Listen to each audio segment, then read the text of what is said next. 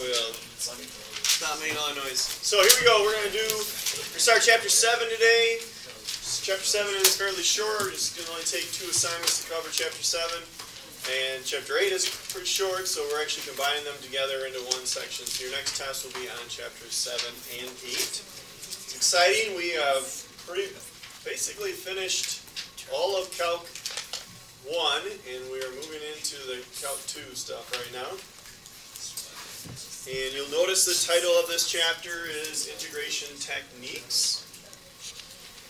The section 7.1, so this is assignment number 21, so notes on 21.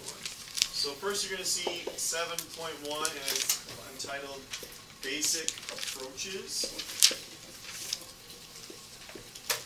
And these are approaches to integration.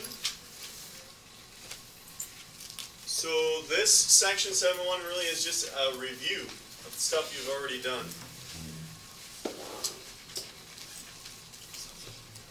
So review of, and they have a nice table. There we go, it's really kicking into gear. So review of integration formulas, they're calling them formulas. And this is on page 506. So please turn to 506, take a look at the table at the top. You'll see 13 different, they call them formulas. I don't think I would write them all down unless perhaps you've forgotten some of them. Like number 1, that's just the integral of a constant. So if it was a constant, the integral would be the constant times x plus c. 2 is just the power rule where you add 1, divide by the new exponent. And you got a good handle on sine and cosine and going backwards from secant squared and cosecant squared and so on. E to the x, 1 over x. 11, 12, 13, those are the ones that people usually forget. Those are the inverse trig ones. They are missing 1, I would say. I don't know why they don't have it in there. And that's the integral of when you have a number to x, or to a variable. So, and this didn't come up. Came up on the homework once or twice, but it never ever came up in the book before, and now the rest of it here. But you definitely need to know it. So, remember what that is? Instead of multiplying by the ln of 2, so the derivative would be the ln of 2 times 2 to the x. So instead of multiplying, you're going to divide by the ln of the base. So it's 1 over the ln of 2 times 2 to the x. Plus c. And of course you could write that as 2 to the x over the ln of 2. Okay, so that's the only one. And again, I don't know if you want to, if you're looking at some point to try to get things organized when you're reviewing for your test, that's a good place just to go back and maybe at some point copy those down. When you go through the examples, they're just gonna mix them all up, and so you're gonna decide what to use for each problem. Like for example, when you look at example 1 there on page 506, you can see how you would use u substitution, let u equal the denominator. Example 3, they say split up fractions, so we've done that before. That would be when, it's probably more familiar, we have a problem like x cubed minus 2x squared all over x. So just don't forget that little technique to write it as 2 separate fractions with that common denominator. And then you get to example 4. And it says division with rational functions. And this isn't something we have not really practiced all that much. So let's do this example. Just do a long division.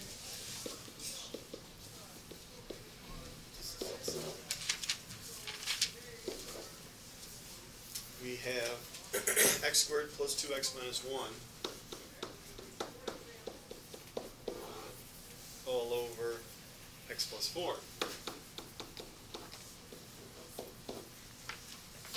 Bless you. Okay? so all these problems, you're looking at it, you're trying to decide where to go, how to attack the problem, which technique do you use. Here you might look and say, oh, I'll try u substitution, you let u equal the top, but unfortunately when you get the derivative, it doesn't cancel with the bottom, and you can't let the bottom equal u, so you're kind of stuck. And so some people are tempted to write this as two fractions, one that has x underneath the denominator and one that has 4. That's not equivalent. So one technique you would try would be to divide it out. And you would recognize when you're going to try this technique of long division, first of all, you have a fraction, a rational expression. You have a polynomial in the top and the bottom. And the exponent, the degree of the numerator, is greater than the degree of the denominator.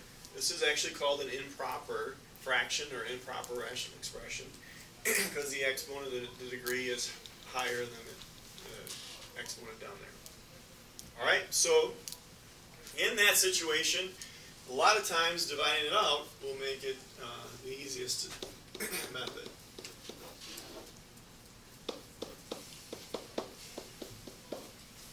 So how are we at long division? You were probably amazing when you were a little kid just doing it with numbers, and now you've forgotten the whole process, and I know you did it last year. And unfortunately, people don't spend a lot of time with long division, and because there's this really cool shortcut. Remember there's like a shortcut? Remember the name of the shortcut? Synthetic, what do you guys call it? Synthetic division. Oh, okay. So the technical name is synthetic substitution, but some people call it synthetic division. And it's just this bizarre little magic trick somebody made up. Your mom tells you 2 wrongs don't make a right? Well, in this case they do. So whoever made it up basically kind of made 2 mistakes with long division and ended up working out. It's just bizarre. The other thing is it only works really, at least the method you learned, for linear when you divide it by a linear factor. So, and a lot of times you don't have linear factors in calculus. So then you have to do this anyway. So I'd stick to long division. Okay, here we go. What's the first step? Think about it in terms of like if they were numbers, what you would do.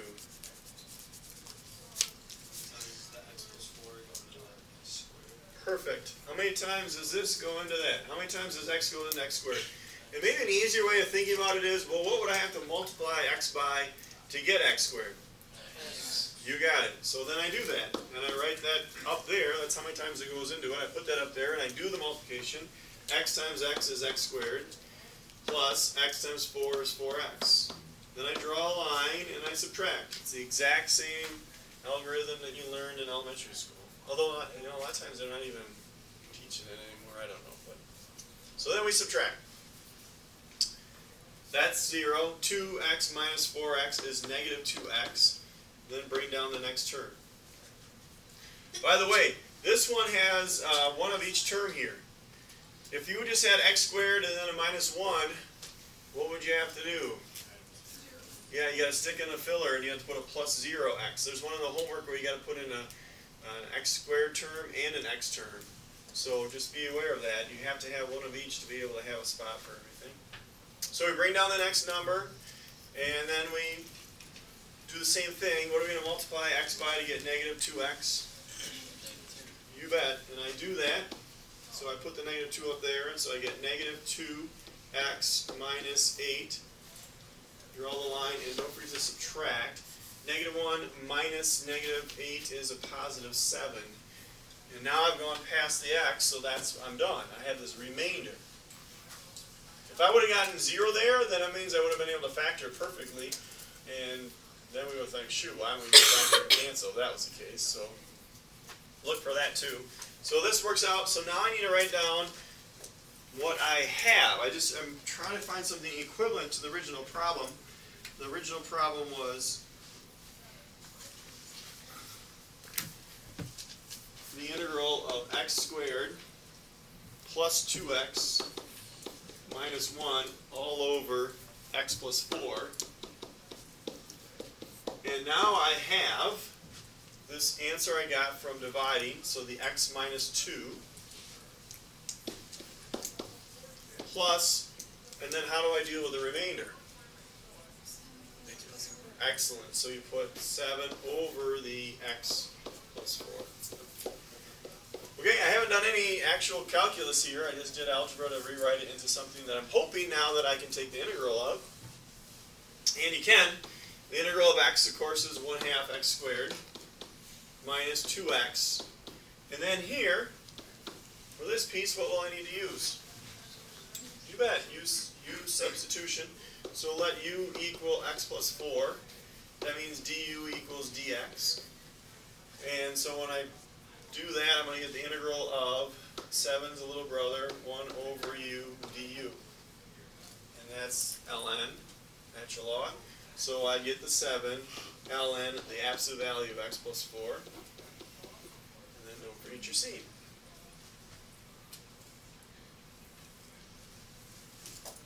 Okay, again, nice little technique only if you got a rational expression and the degree of the numerator is greater than the degree of the denominator.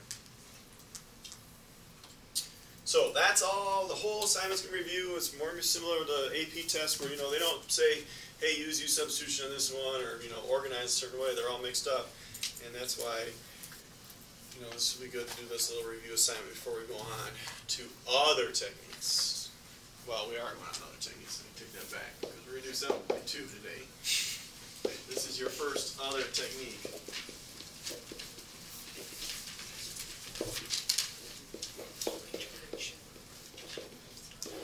Yeah, integration by parts. So, since you signed on for Calc 2, you're going to learn some more techniques for your little bag of tricks. So when you're attacking integral problems, and you're trying to figure out what to do, right now you pretty much have, I got it memorized, I use a power trick, one that I know, or use substitution, or maybe divide it out. So now we're going to learn a few more techniques, and the first one is called integration by parts. And the best way I think you should think about it is it's similar to a product rule, but it's not really a product rule. But that's how I think most people will help them remember when to use it. So it is similar to a product rule for integration.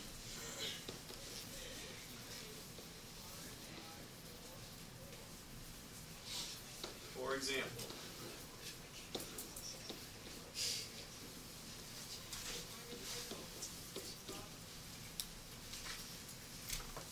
x times cosine of x.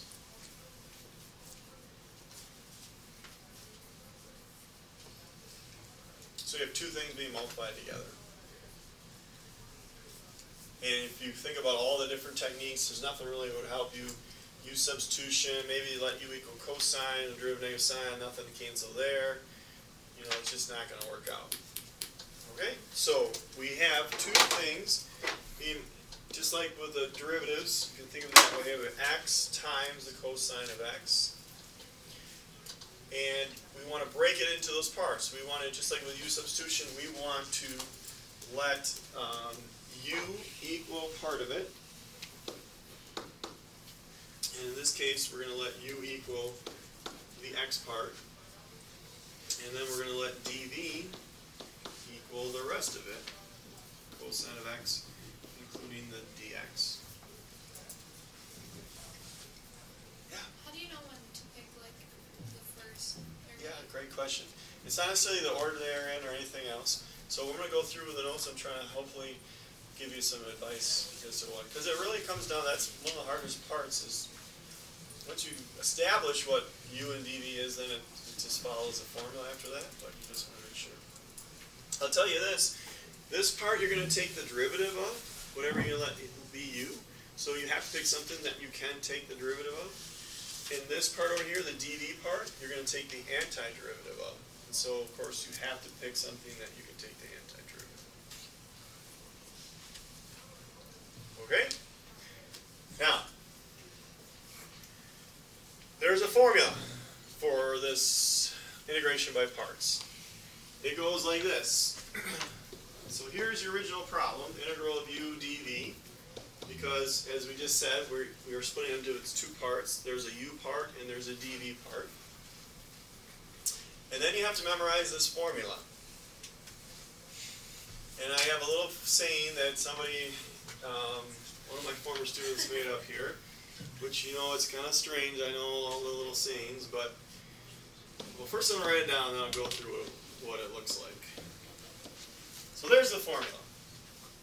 It seems odd. You have uv minus the integral of v du, and you still have to do this integral in here, so it's just setting up the problem to be able to hopefully do an integral later on. For several years I would teach this class. Even myself, I had a hard time remembering it. Kids had a hard time. And then somebody came along and came up with this little catchy phrase. I can't take credit for it. It was a former student. And then about 3 years ago they modified it. So here's our new modified version. So you know you're all Harry Potter fans, or at least read Harry Potter. What's the name of the uncle, the really mean uncle? Uncle Vernon, right? And he doesn't like magic at all, right? He doesn't like Harry. Okay. So you ready? Uncle Vernon has negative feelings about voodoo. Wow. You will remember that. Uncle Vernon has negative feelings about voodoo. Okay? Trust me, you won't ever forget it. Now, I'll tell you, the original one, Adam's Family, there's a guy in there, Uncle Fester, and so they thought that his name was Vester, so it was Uncle Vester has negative feelings about voodoo, but this is much better. Uncle Vernon has negative feelings about voodoo. I actually had a student last year that sent me an email, a former student. So he had been out of school for about 10 years. He was an engineer. He was like the project manager and engineer team. They were sitting around the table. And of course, engineers never use calculus once they graduate from college because they just have the computers do everything for them. But apparently, they got to this point and they had this integral that they had to figure out for some reason by hand. And it was an integration by parts one. And the guy said, you wouldn't believe it. I was sitting around the table and nobody could figure it out. And I just shouted out, Uncle Vester has negative feelings about voodoo. And bam, we just... So he said, thank you very much for teaching me 12 years ago or 14 years ago, whatever. And I still use it. So hopefully, at least you remember it through the AP test. Okay? All right, so now we need to figure out the pieces to fill in here for Uncle Vernon. You know that we have a u and we have the dv, but you'll notice we got to find v right here, and we got to find du. So we're going to have to take the derivative of the u stuff to get a du. We'll first find du dx, and we're going to take the antiderivative of this to be able to find v. So I'm going to rewrite them down here underneath the formula.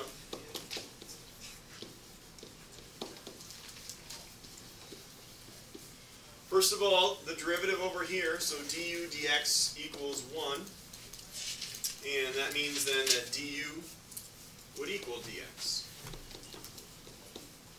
Alright, so we got the du part that we're going to need.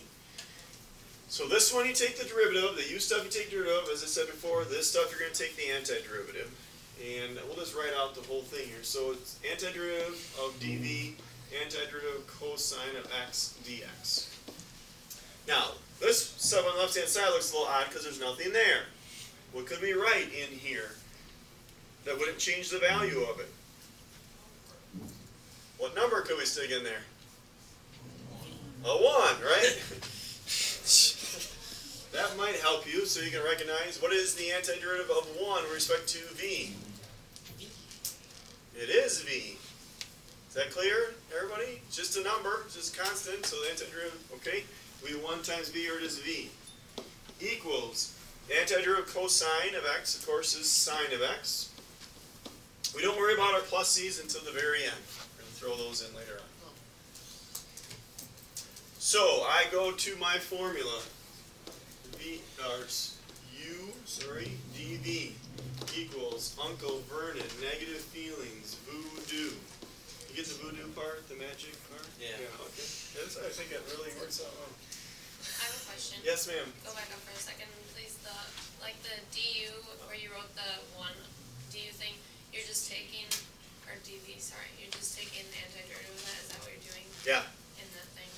right here. Like And that is a like that means you're taking.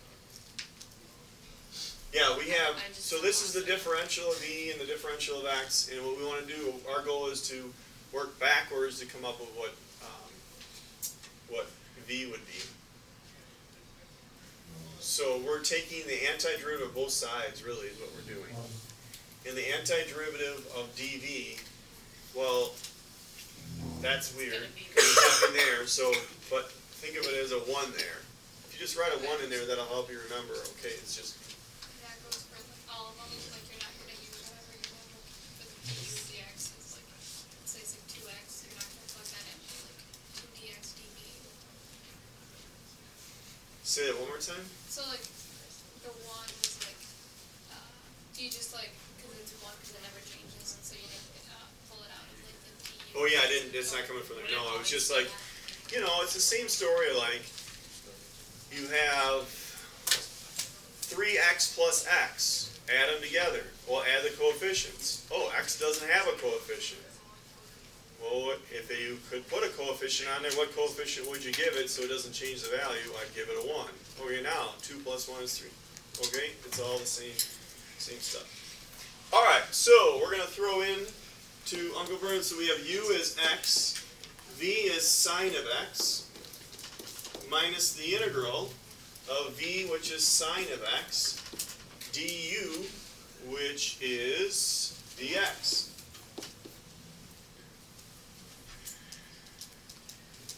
And now I still have an integral in my work. I have to keep on going, but hopefully you have it rewritten to a point where you can now actually take the integral of this stuff. What is antiderivative of sine?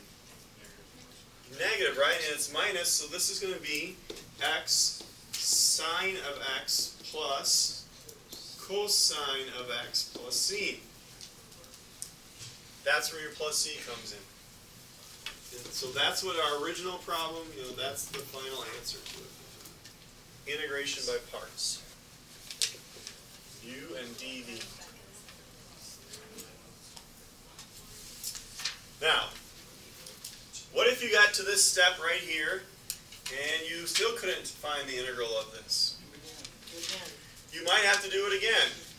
I mean, you might be able to get off by maybe just use substitution here or one of the other techniques. Always look for those first. This is like a last resort. But there's a chance you could get down here and you'd have to do integration by parts again. And then you get to there and you get another integral in your answer. And you look at it and you realize, shoot, I got to do it again.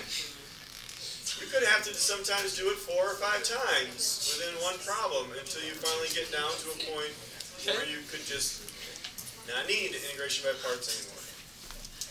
Okay? Question? So, like, how are you supposed to choose what B or when you DB? Perfect. So let's talk about that right now. So this is an important question. So choosing U and dV. Because it really is the most important part of the problem. Does it have anything to do with which one is easier to take the antiderivative and which one's easier to take the derivative? Well, kind of. First of all, you have to, whatever you set to be dV, you must be able to take the integral.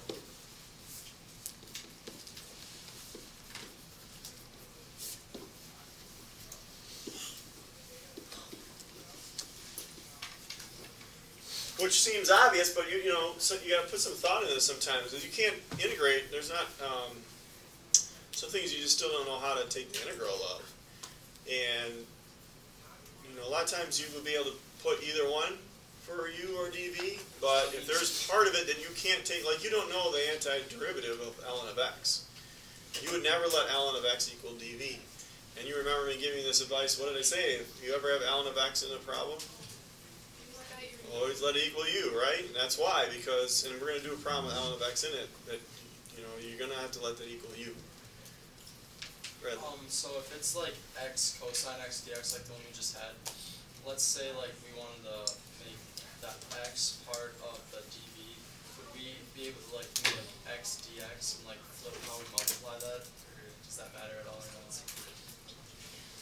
Yes, you could let the dv be x dx, The antiderivative would be 1/2 x squared. Okay. U would be cosine. The derivative of cosine is negative sine.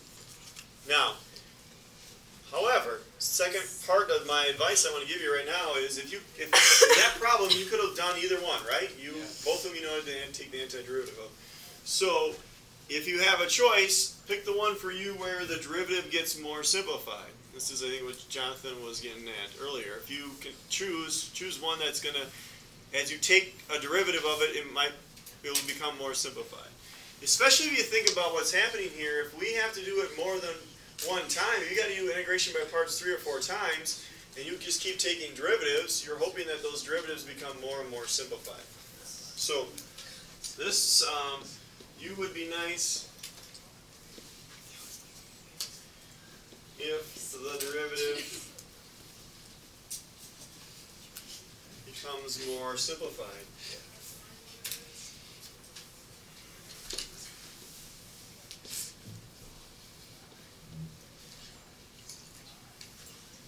In other words, it approaches 0.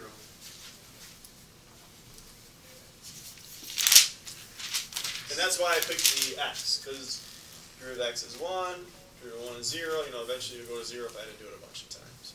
Whereas the cosine, we would have gone negative sine, negative cosine, you know what I'm saying, and just kind of going back and forth. Okay? Now, I almost wish, maybe, I don't know, maybe, I was thinking I would give you, there's a shortcut I'm going to teach you now to problems where you have to do integration by parts multiple times. It'll save you a ton of time. And at first I thought, maybe I'll just give them a few where they just have to do it the long way, so then they can appreciate the shortcut. But you probably just appreciate it the way it is. And so we'll just think about it as we're going along here. The fact that this is going to save you some time. This is called the tabular method. I didn't make up the tabular method, but there are different versions of the tabular method. This is how I like to teach it. So this is kind of my version. And this is a shortcut for integration by parts.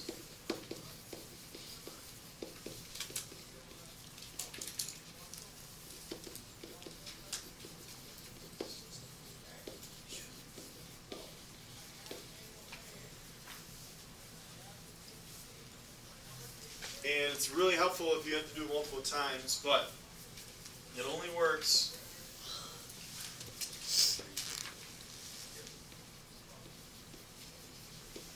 when the derivative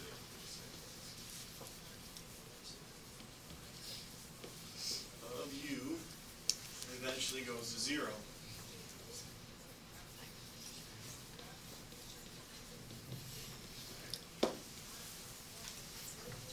So, again, the shortcut only works when the derivative eventually goes to 0. But then I have another shortcut I made up for other, well, I'll explain a little bit here. So, there's kind of an exception to that. But in general, the tabular method only works when you're going to 0. So, for example, x cubed e to the x dx. Don't forget to try u substitution first. You know, if this x in the exponent of e to the x, if this was x to the 4th, then the u substitution would work out perfectly because it would cancel x cubed. But it's not. We have two things being multiplied together. We're going to let one equal u and one be dv. What are we going to let equal u? You bet, because we know that derivative is going to go down to 0. And that means dv is equal to e to the x dx.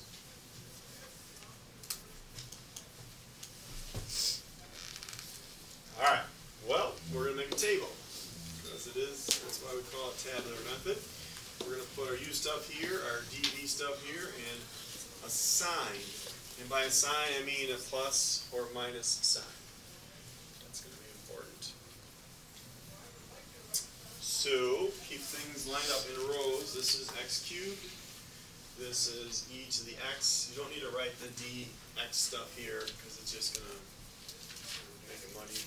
Up. So this is plus. We always start with a plus sign. The sign column will just rotate back and forth, plus, minus, plus, minus, plus, minus. And that has to do, if you think of the formula, it's minus, negative feelings, minus the integral. The first time you minus it, and the next time you're going to have a minus within that minus. So it's minus and minus becomes plus, and then it keeps alternating back and forth. Okay, that's why that sign comes into play. All right, here we go. We take our table, and we just start doing multiple derivatives and antiderivatives. The u or take derivatives, so we have 3x squared. We have 6x, then we get 6, and then we get 0. We stop when we get to 0. E to the x, we're going to take antiderivatives of those. And I picked a nice easy one, so we don't have to think too hard. So e to the x, e to the x, e to the x, e to the x.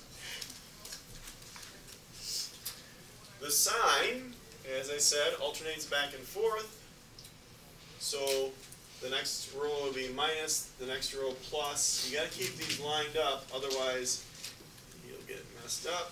And you want to go one more past the 0 line for your signs. You're going to need one more of them.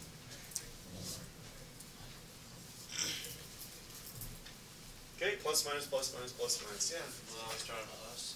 You always start at plus. Yeah, there's not a lot of thought in that column there. All right, you ready? Make our table. Sure. Then it's like tic-tac-toe.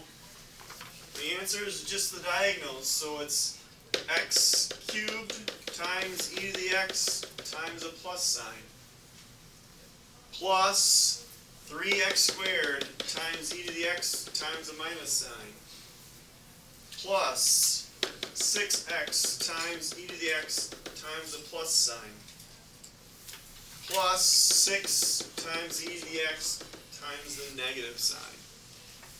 And that's why we needed one more negative sign.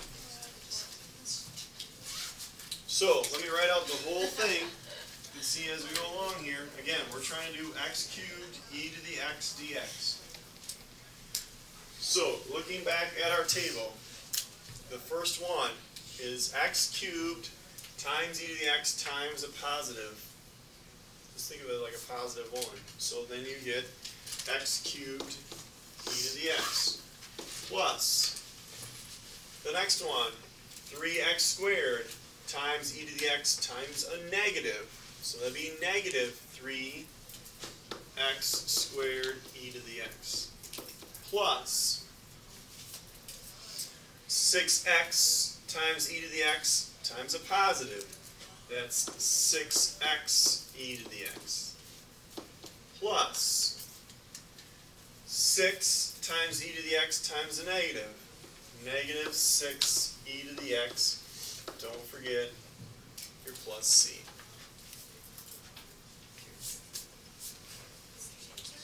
That's the answer. We're done.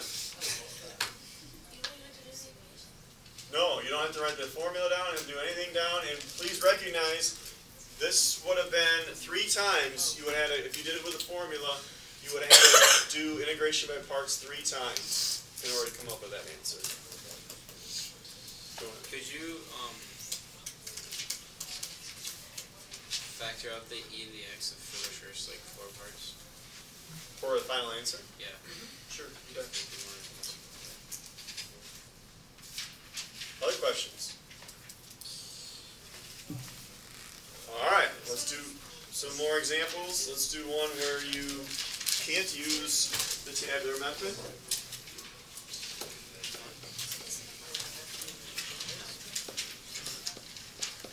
So that is only when this u derivative is going to get closer to 0. Yes, that's it. Except for one exception. I'll show you a little later. But yeah, that's it. Okay, here we go. This looks interesting. ln of x kind of throws people off because they always think, yeah, I know that. It's 1 over x. And it's not. The derivative of ln of x is 1 over x. So don't make that mistake. We're going to use integration by parts for this one right here. And there's only one thing. So at first it seems a little odd. but we can do it. Now, what did I already say? I've said it a couple times now. What are we going to let u equal in this problem? You bet, always. It's just, I don't think I've ever seen a problem where ln of x wasn't u, whether it was u substitution or integration by parts. Well, that's gone. Think of it like splitting it right here. What's dv? Yeah, just dx, that's it. Take the derivative of u, so this is du, dx would equal 1 over x, and then I would times each side by dx, and you'll get in the habit of just doing that in one step. I mean, you could do du over dx equals 1 over x, and then bring the dx over, certainly, or you can just think through that in your head, and you know that the dx is coming over. If you do enough, you just realize that. Here we're going to take the integral of each side, the antiderivative of dv.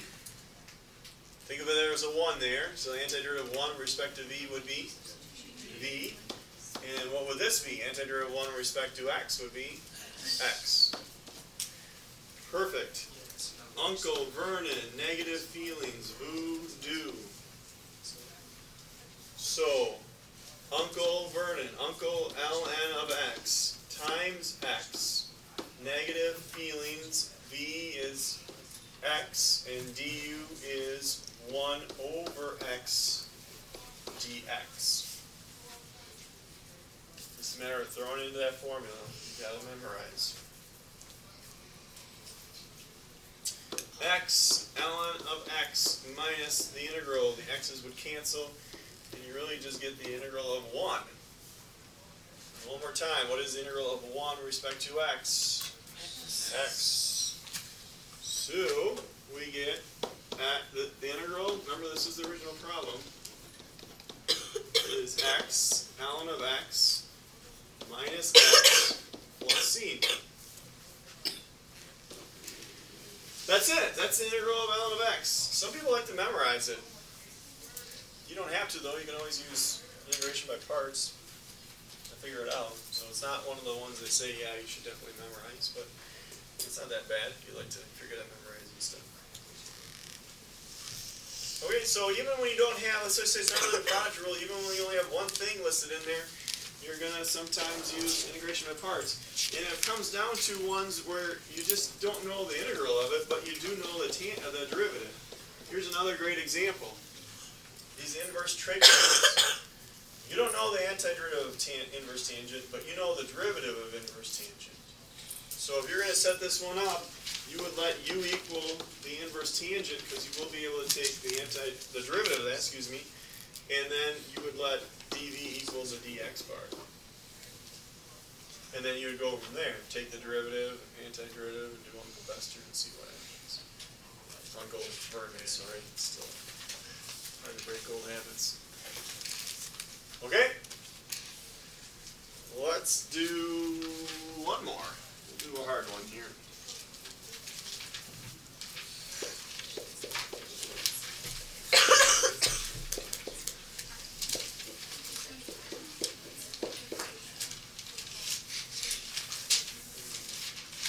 Doesn't seem that bad.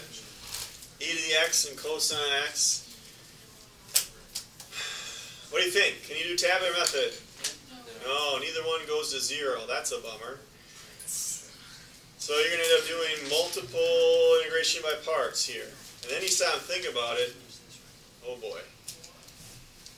The derivative, let's say we let u equal e to the x. What will the derivative always be?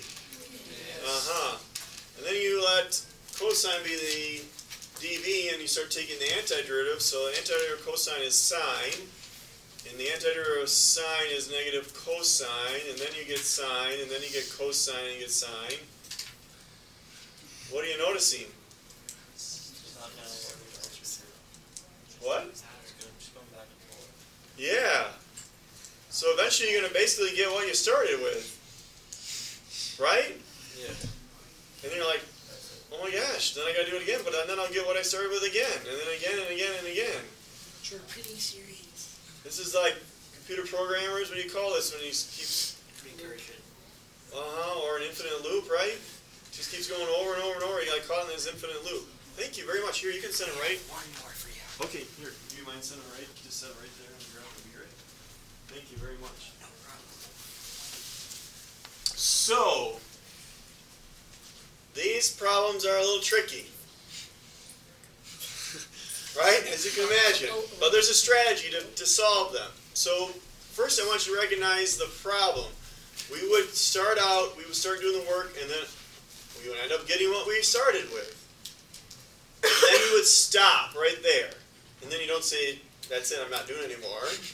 You would take, just like algebra, you would take what you had on the one side where your work is, that one integral that's over there, and you would subtract it off and bring them all over the other side where you use algebra to solve. Okay? So, these are always problems that take a lot of work, especially multiple times using integration by parts, and then you got to do some algebra to solve. Well, a few years ago I took the tabular method and just did a little tweaking it so you could use the tabular method for problems like this. So this is a shortcut. It's like using tabular method twist on problems that it doesn't go to zero, but they do end up repeating each other themselves. And once again, I think maybe I should give you some just to know why I'm thinking you're going to appreciate it no matter what, right? Okay. So, oops. Here we go. It's going to look exactly like we did before with tabular method. Here, just pick one. We're going to let u be e to the x, and we're going to let dv be the cosine of x, and the sign is starting out with a plus sign. Now, you need to know when to stop. Before we stopped when we got to 0, now we're going to stop when you get a row that looks exactly like your first row. At least the variable part. We don't care about the coefficients. That's okay. It's the variable parts need to look exactly like the first row. So, here we go. Derivative of e to the x, we know is e to the x. We'll do a couple derivatives. Antiderivative cosine is sine. Antiderivative sine is negative cosine. And now I'm going to stop because I have an e to the x and a cosine in each of those rows. It's basically what I started with. I need to finish the sine column. Minus sign, plus sign, and just like before, we're going to finish one more below that, whatever it is. Yeah? So the sign doesn't matter, they just have to be similar. Like you said, like it's a negative cosine of x. Exactly. Like this could be a negative 12 cosine of x and we would still stop. The coefficients don't matter at all, it's the variable part that's important. Perfect. Okay, so let's go look at first exactly like we did before. This is the diagonals. E to the x times sine of x times the plus sign. E to the x times negative cosine times the negative. So let me write those out. We have, and we want to write down the original problem.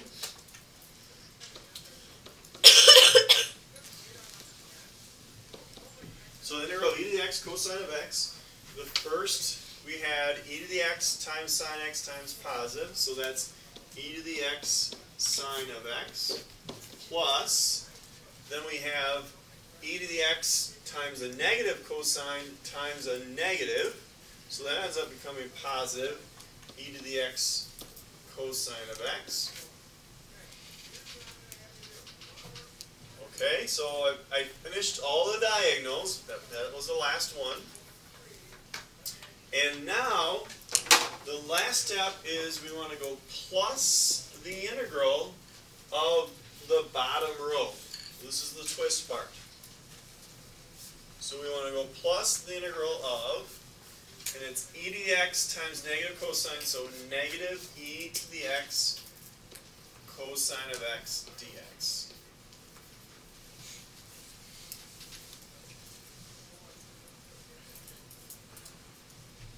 Questions so far? This is why we stop here, because we can see we have a term over there and a term over there that are exactly the same. It's algebra. It looks weird. Think of that like a variable. Think of this all as a variable. Same thing as a variable, except this one is minus. We want to get this one off of this side. Yeah? So where was the negative e to the x cosine x for the table? So it's the bottom row. So this is the last step. It's plus the integral of, this is the bottom row.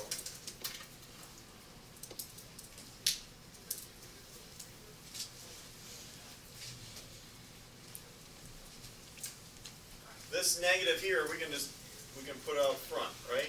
We'll just make that minus out there. That looks like an M, but you get the idea.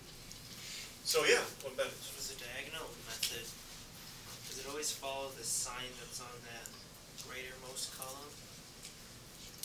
Or does it get times by like 1? For that one, like, is it just times plus 1, and then for that second diagonal, is it times -1? Yes. Yeah. So on the diagonals, think of these as like +1 and -1, the sign column. And you're actually multiplying by the other two. So that one times that one times that one. I'll multiply all three together. But the last row, it is, again, it's the row. So +1 times negative times that, you get that. Okay, any other questions up to here? Now we're going to use algebra. This isn't, a lot of people, this isn't an obvious algebra step here, but it's kind of cool. You want to get rid of this over here. You're going to add the opposite, like you would in algebra. I'm going to add the integral of e to the x cosine of x dx to both sides of the equation to get rid of it over here. And if this was a 7, then you would, if this was like 7 times that integral, you would subtract off 7 of those integrals. Whatever it is. So here I'm going to go add integral of e to the x cosine of x dx.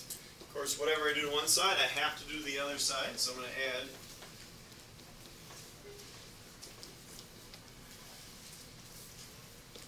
over here, I get just e to the x sine of x plus e to the x cosine of x, because that's gone. And here I have 2 of them, so it's 2 e to the x cosine of x dx.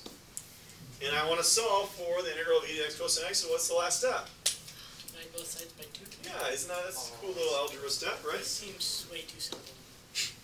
That's how you would solve that problem, but just keep on going on forever.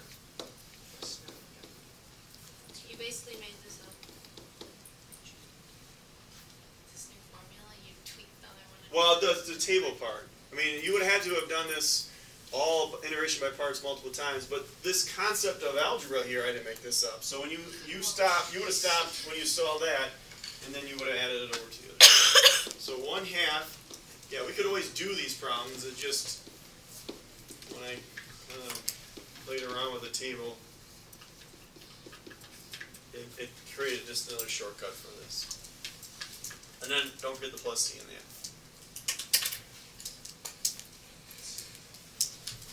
All right. So really, review of stuff we've done before, practicing long division again, and then 7-2, integration by parts. Here is your assignment.